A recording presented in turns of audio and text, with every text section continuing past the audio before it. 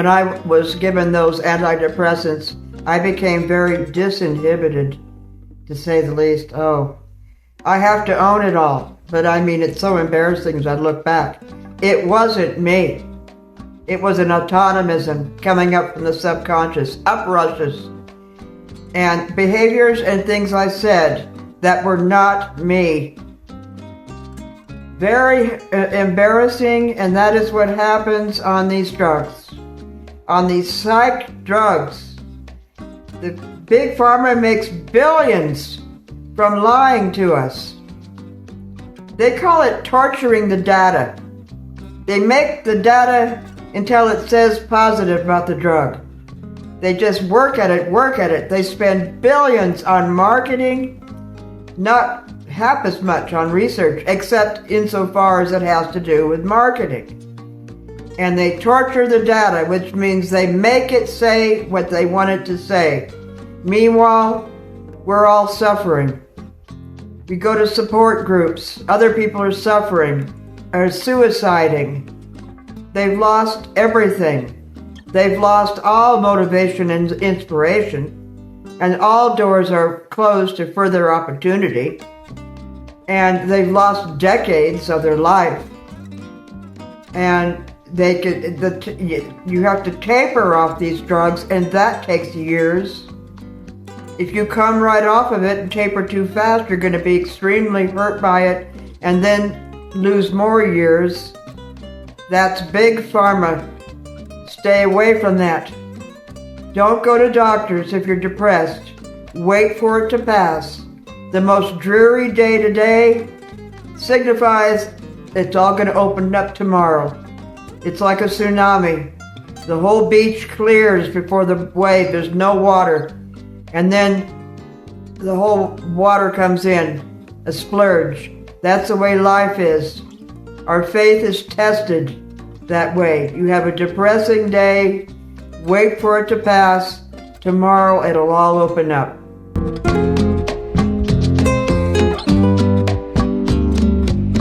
As far as suicidation, I've never been suicidal except on these drugs. I love life. I don't want it to end. But I was suicidal on these drugs. I kept calling my uncle. May he rest in peace. He's gone now. But I said, I want to end it all. I can't take any more of this. He didn't understand why I was suicidal. But it was miserable. It's like being in a dark tunnel where you can't see the light. And there's no end to it, and nothing ever improves. And you have brief hiatus of feeling well, and then another surge of depression comes because you're messing around with brain chemistry.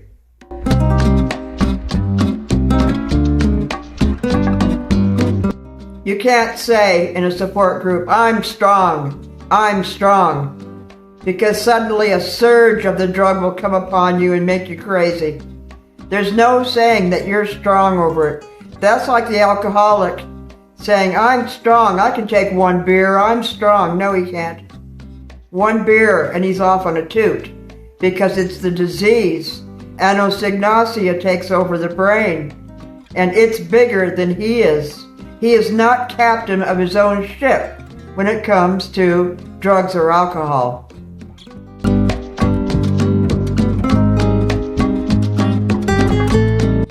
$80 billion a year they spend on marketing these drugs. You see them everywhere.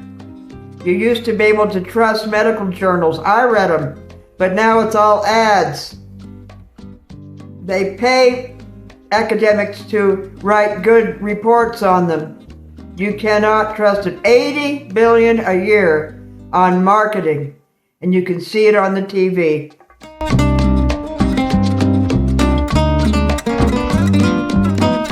Xanax, a very popular anxiety drug, it went way up on panic attacks after 4 weeks. So they only publish the results of the 4 weeks where it went down. These drugs work at first. You see, it's like the devil. He lures you in. It works at first. Alcohol works at first. You have a pink cloud. Cocaine works at first. A cocaine addict says, I took cocaine for 10 years trying to retrieve the original high I had, which I could never get again. The original high can never be retrieved. It's the same thing with these drugs. You can never get it back. That's the problem. But Xanax, after 4 weeks, it increased panic attacks, way beyond the original attacks. But the first 4 weeks, it was fine. They published that.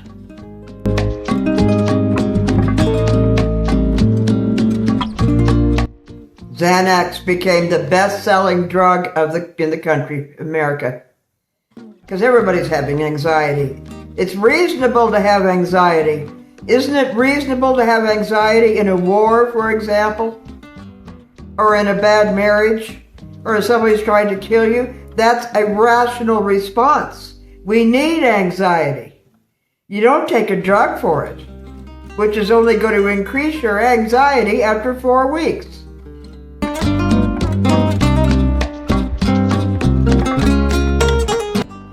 The longer you look at this situation and the more you research it, the less likely you're going to find anybody doing well on these drugs. Learn to investigate. Get into this. It's a national malady, and you won't find anybody doing well on it. And they're putting it on children. Boy, that's the sad thing. That's very, very sad.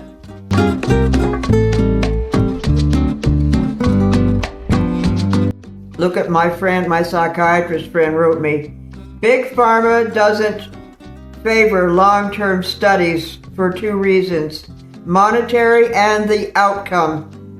That's why they don't want to do a long-term study. They do short-term, that's all.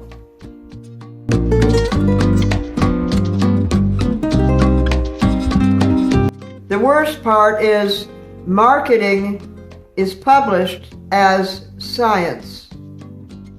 Yeah. Think about that. We're not scientists. We just eat this stuff up. They're just marketing it and saying, well, this is science. They show graphs and things like that. Don't be fooled by that. It's not science. Science is disinterested.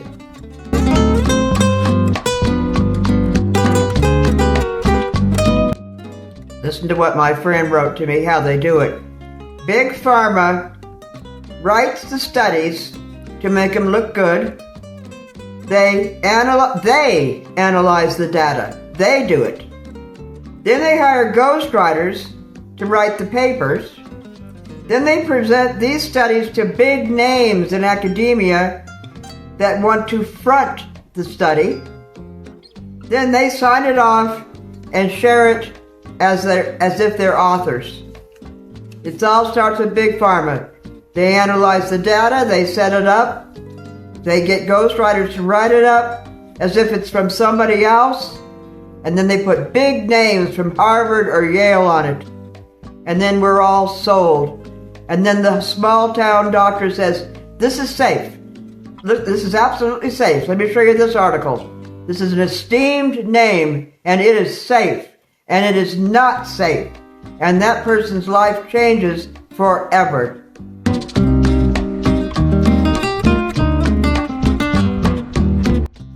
Now, some of these journals later on rejected all of this. And one of them said, the journals later said, we became vehicles for story laundering. It was corrupt. Story laundering. Just used. Big Pharma is the richest organization on earth. It's richer than the military or anything else. It is a crime syndicate. Story laundering, that's a wonderful way of putting it.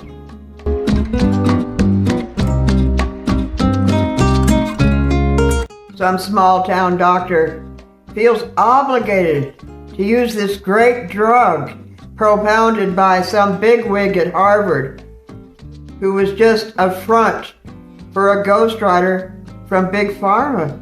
How clever. But these small guys, you kind of can't blame them. They're naive as you and I. You know, some bigwig at Harvard wrote it. What a setup.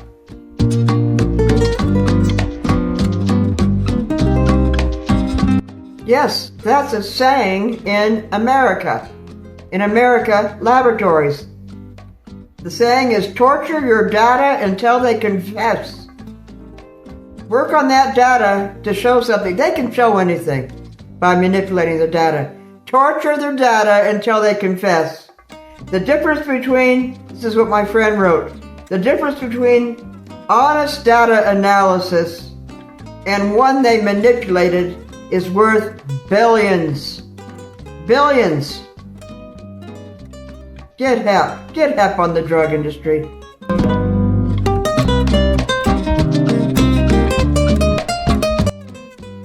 Glucose is the first choice of the human body for energy. Yes, it can become fat adapted and live off of meat. Yes. But its first choice is glucose. And children love sweets. Look at them. Before they have everything perverted to desire other things, as what you call an acquired taste, the first taste is for sweet. So I'm trying to train myself. I have fruit smoothies. I start with orange juice. But it isn't all sweet. Traditional fruitarians, it's all sweet. I mean, they lose their teeth. It's too much sweet because in nature it isn't all sweet. You have bitter, you have different tastes. It isn't all sweet. So, you know, yes, children have a sweet tooth. Try to get back to who you were as a child, but don't eat candy bars filled with fat and soy and all that. Get to the real things. Get into dates. Get into sweet fruit. And look at what you're eating. Understand it. You want glucose for the organism. Starch turns to sugar. That gets into the cells, and you have high energy.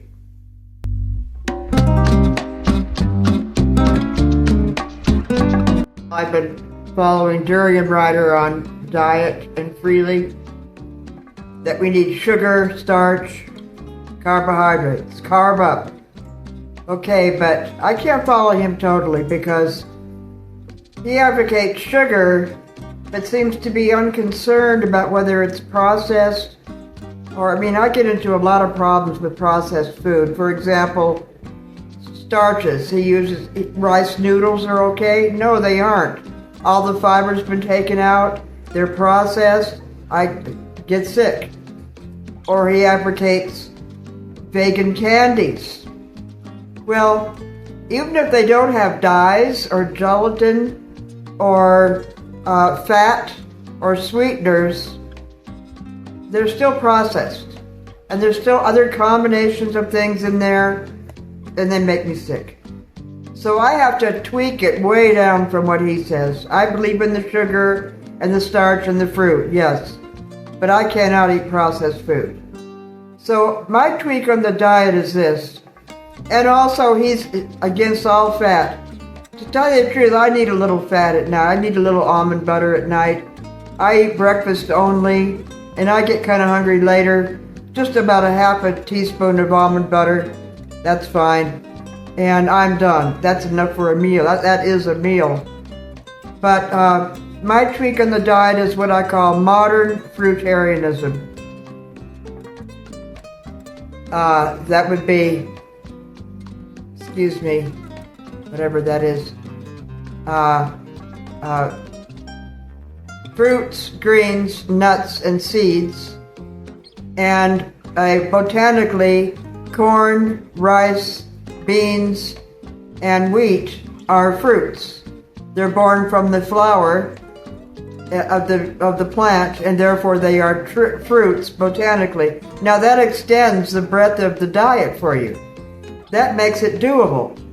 The traditional fruitarianism was juicy, sweet fruits only. I can't do that. I mean, come on.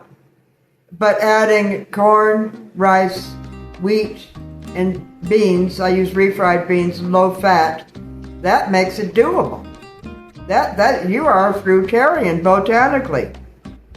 I call that modern fruitarianism, and I can do that real well. I don't eat potatoes, they're tubers, that's not a fruit. But rice, beans, wheat, and corn are fruits, including popcorn. But when you get into the processed stuff like rice noodles, it has all the fiber taken out. You need all the fiber in there. The fiber keeps things moving, man. Rice noodles will constipate, and then you're not part of the energy source. You're blocked up, you're obstructed. Corn, wheat, rice, and beans. Keeps it moving. Fiber, fiber, fiber. That's great for your one meal. I like whole grain wheat bread for breakfast with maple syrup on it. Okay. This morning I also had corn tortillas with beans and salsa. It's delicious. Okay, before dawn, 3 a.m. I eat. Nothing the whole day except for smoothie. Okay, mango or strawberry smoothie, liquid. Fruit juice. You can have that during the 24-hour fast. Now that makes fruitarianism very doable, happy, satisfying, and you're not going to go off of it. You're not going to go crazy and go off of it. Just eating fruit, it just made me, I couldn't do it. But botanically, you're a fruitarian if you do that. Fruit, greens, nuts and seeds, and the four fruits which are, four starches which are fruit are corn and beans, rice, and wheat. Okay, that's my tweak on it, and I recommend it.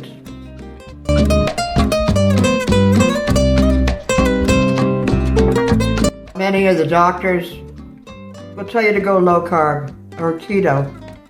Okay, that's fine. People do start to look much better, especially the bodybuilders and things. But that's really because they're not eating all the processed stuff, the donuts, chips, covered in oil and fast food and all that. They are not eating all that. So that's one reason they look much better. It's closer to nature, meat. Okay, fine. But I love animals. I love cows. I've got cows on the property. I feed them apples, oranges, potatoes, carrots. They love me. The little calves follow me around. And, I think, go kill an animal. Don't be so divorced from what you're eating. That was an animal before it died. And I just can't eat meat. I like chickens. I like all animals. I just can't eat that. That's just me. I don't want, people are so divorced from what they're eating. Oh, I'm eating a chicken salad. I'm eating chicken and rice. They never think that it's an animal. Maybe it's just me, but I'm not into that. Everybody recommends that I eat meat. Well, I'm going to be 77 in March, and I haven't eaten meat in 50 years, and I'm doing okay. I get up at midnight, or between midnight and 1 a.m., and I work all day. I exist on 2 cat naps a day, that's all. Up and down steps all day long. So, I don't really think I need meat. But everybody tells me to eat meat. Don't they look great, the keto guys? I don't know what they're going to be like long range. Because it is toxic. It does create mucus. And a lot of them have eye bags and things like telltale, things like that. I'm not into keto. I'm going to stay high carb, fruit, greens, nuts and seeds, corn, wheat, rice and beans. 1 meal a day, high fiber. Don't eat anything with the fiber out of it. Keep it going through. Energy, high energy.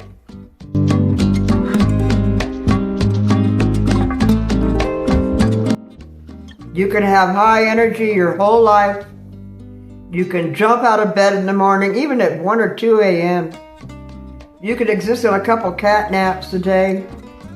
You can just be high as a kite all day, inspired, motivated, start to make money. We should make money. We do need money, And you can do this if you clear out the obstructions.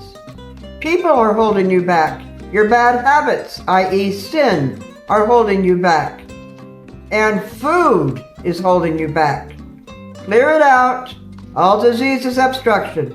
All recovery is elimination. All success is attraction. The three obstructions are people, habit, and food. I recommend fruitarianism. Fruits, greens, nuts, and seeds. And it includes the starchy fruits, corn, wheat, rice, and beans. And you'll be happy. And I recommend one meal a day because it's so filling with the fibrous starch. It's filling. And then fruit smoothies the rest of the day, liquid only.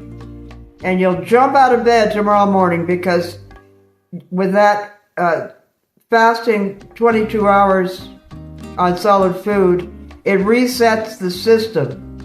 So now digestive fire goes up the next morning. And you digest your food much better each day. So you will de-age. You will not fear growing old. And you will be happy your whole life and live to be 100. And just try it. You'll see.